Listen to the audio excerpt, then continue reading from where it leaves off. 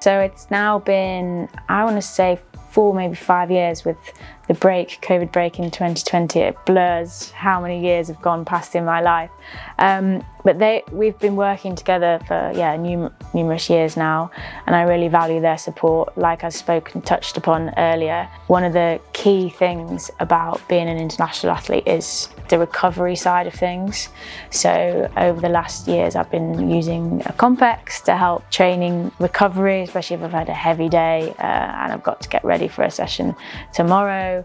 We've got the massage guns, which is super easy to use just while watching TV, because if I'm honest, I know that I should probably do more foam rolling and more stretching, but I can get a bit lazy, and that's just the easy way just to help me recover whilst watching, some trash TV like Below Deck or Desperate Housewives or something like that, which helps me relax.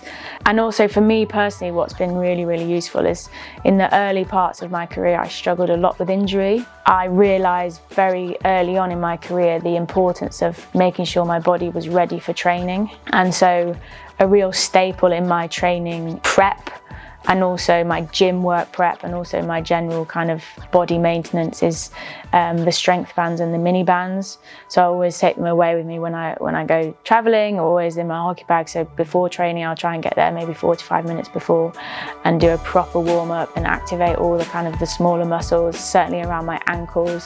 So I've had many issues with those. Now, touch wood, they've subsided and I seem to have got on top of them and found a routine that works for me. So warming up all the parts of my ankles and my feet, and also around my hip, so my glutes and my hip flexors, and making sure everything's switched on along with my core, because as we know, hockey is a little bit of a asymmetrical sport and spend lots of time lopsided to one side. So I dread to think what I'll be like in 10-15 years time, but just making sure that everything is switched on and ready for those sessions.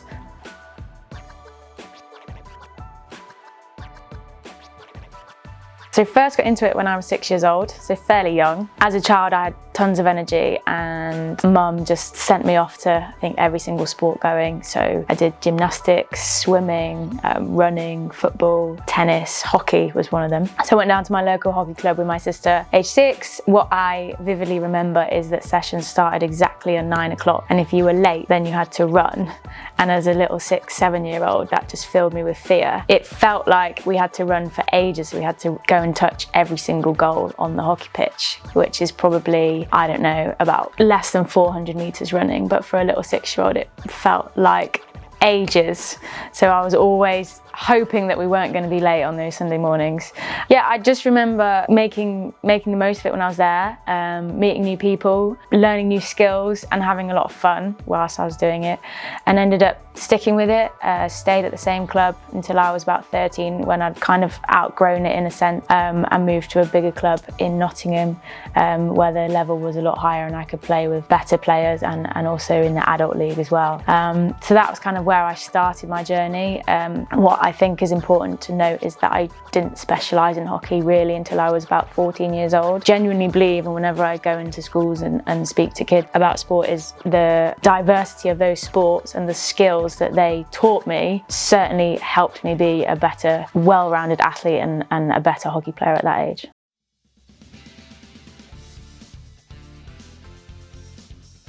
So I specialised probably when I think I was 14, and that was the age where you could start to play in the adult leagues. And at the time I was balancing football and hockey at quite a high level. So I was playing for my regional team at hockey, which was Midlands, and also county and also club. And I was also playing for an academy at football. So at the time it was Lincoln City, and also playing for a club team. So sometimes, not every weekend, I was asked to be played 2 matches on a Saturday and also train all day on a Sunday for the regional setup, which is obviously not sustainable long term, both from a athletic load management as a 14-15-year-old teenager who's growing, but also just on a social level and, a life. As a teenager, you need to live and be a teenager, so you need to have a social life, you need to see friends, and also you need to do your schoolwork and your homework. And now if I was not able to do that because I was playing all weekends, it just wasn't possible. And I just found that I just wasn't able to give 100% to both sports, and I was doing probably 70% at each, and it just wasn't conducive. So decided, at the age of about 14, I think it was, to stop playing football and just go down the hockey route. And so I would, still just train once a week for hockey and then play at the weekends, Saturday, Sundays. And it was only when I was 16 did I actually start training more than once a week at hockey.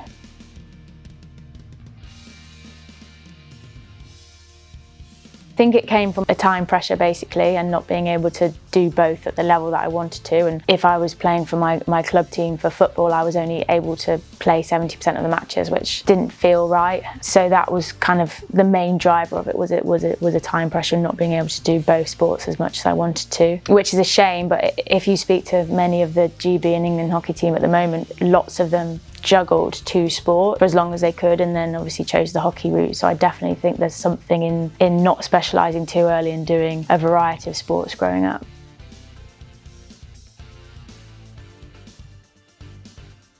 We have GB training on a Monday and Tuesday, and that involves a gym session and a hockey session, so on both of those days. We then have Wednesday as an off day, so an active recovery day, and we don't need to go into training. We can spend that wherever we want to. Now, lots of the girls are very career focused, so use that day to pick up work that they've been doing, the part-time jobs that they have. The students will often catch up on work that day. Some people will go and do some coaching or go into schools, and some people will take their rest, lay on the sofa watching Netflix, which is totally fine. And then on the Wednesday evening, most people will train for their clubs, so that'll be a 2-hour session most likely. Thursday we'll have a complete rest day physically, but we will have remote meetings, and this new thing for this year with GB. So we'll have online meetings, whether that be logistical stuff, whether it be psych stuff, whether it be performance-based stuff, tactical stuff. I'm not entirely sure what that's going to look like at the moment because it's new, but that's the idea of it. And they probably won't be all day, so people can still have time to pursue other interests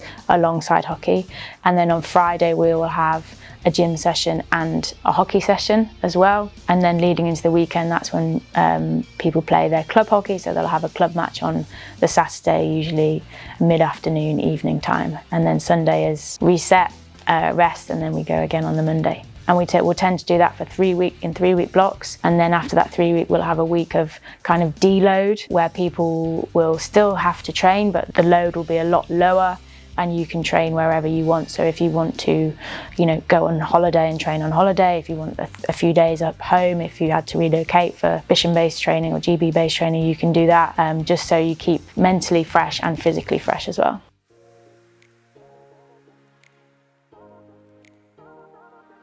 Growing up until I was about 16 years old, so year 11, I only trained hockey once a week, one evening a week, and then I would play a match on a Saturday, and then sometimes a regional session on a Sunday. It was only when I was 17 and 18 where I started playing at school more, and we would train, I think it was most days. The sessions could just be about an hour or an hour 15 minutes, so not overly long and not always overly taxing, but I'd train 4 or 5 times a week. On top of that, I didn't used to have to do much other training. This was now 12 years ago, and science has changed a lot now. And I know that the school that I was at now do strength and conditioning for their hockey players.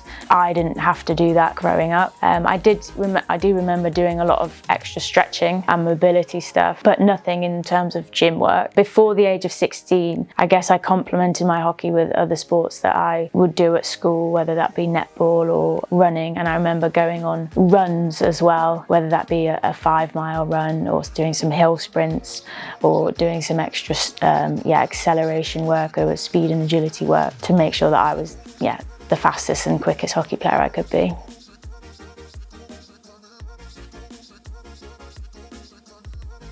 Yeah, 12 years or so from when I was 18 to now when I'm 30, it's developed so much. Obviously there's a different emphasis on sports science and gym-based work, strength and conditioning based work for younger teenagers or teenagers to adults. It is different. But when I was coming through the age groups with the England under 16s and under 18s, it was there, but it was quite low level. So we did have core stability exercises to do, and we did have speed and agility sessions to do, but that was probably the extent of it. Nowadays, I'm in the gym 2 to 3 times a week, fully understand and appreciate the importance of doing gym work, not necessarily to be the strongest that I can be, because that's not conducive to my performance as a hockey player.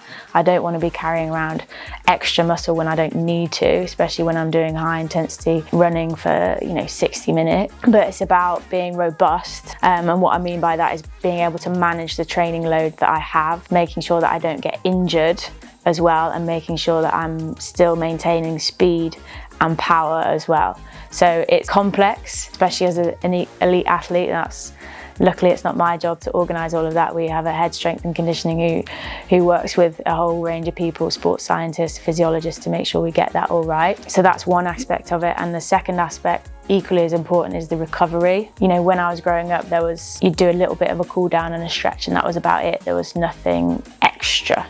Now, age 30, with 12 more years of experience, there is the nutrition side of it, the hydration side of it, and also the extra, I guess, I'm not sure what's the best way to describe it, but the extra substitutes or things you can do to help aid recovery, whether that be foam rolling, a massage gun, the dreaded ice baths, like the hot cold contrast work that you can do, because what we do means it's so important to be able to go from one day to the next day and back to back. So for example, when we play at the Olympics, we play 8 games in usually 13 or 14 days, which is super heavy on the body. So we need to be able to build up the tolerance to be able to train back to back hard, have a day off and go back to back hard, and that's where recovery comes in. It's all very well being a great hockey player just for one day at training, but if that day takes it out of you so much that you can't perform the next day because your recovery is not on it, or you're not strong enough, you're not robust enough, you're not able to tolerate the training loads, you're no use to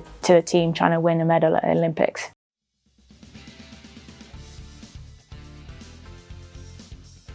So I'm lucky enough to have 2 Olympics under my belt. The first one was Rio, and it was my first major tournament as an international hockey player, or first major multi-sport event as a hockey player. I was the second youngest in the squad. I was the least experienced as well, so I was very much kind of the baby going into it, and I remember just taking absolutely everything in and just being a sponge to all sorts of information being given and wanting to experience everything. It couldn't have gone much better. We ended up winning a gold medal, which was the first one that GB women had ever won. We joke, but the stars just seemed to align that tournament for us. I certainly don't think it was lucky for us to win that gold medal.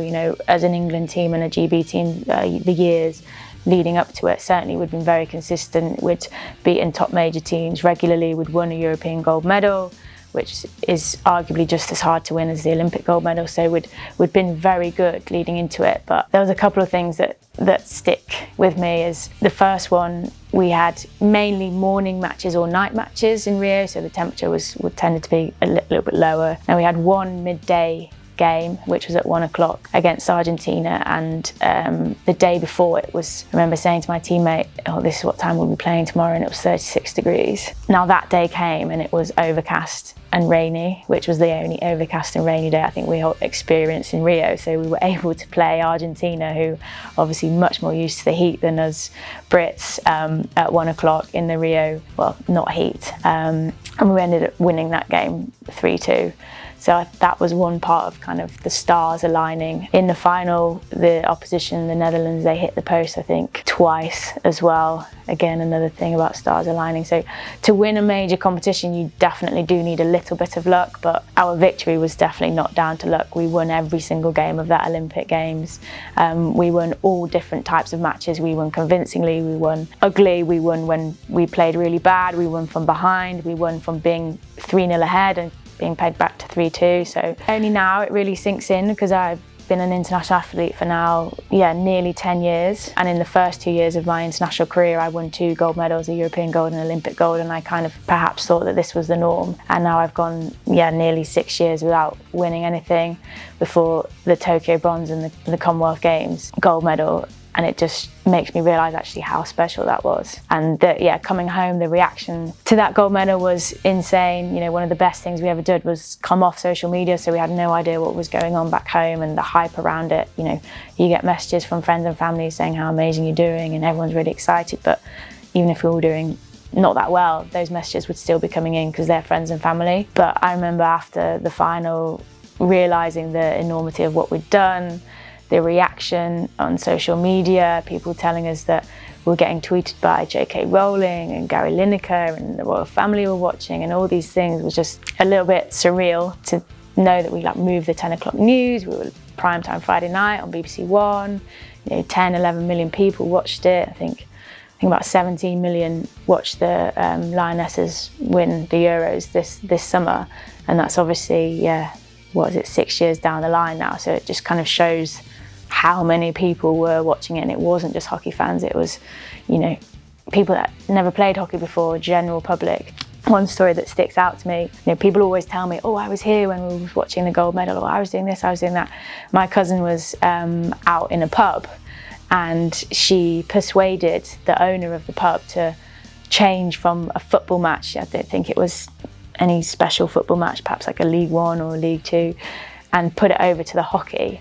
And there was boos and people weren't very happy, and she was like, but my cousin's playing, I really want to watch it. And then by the end of it, she said the whole pub was going wild for hockey. Like, people were on the bar, people were on the chairs throwing beer around, and that story just, yeah, that's what we want as hockey players. We want people and the nation one day hopefully to be excited by hockey and to really get behind it.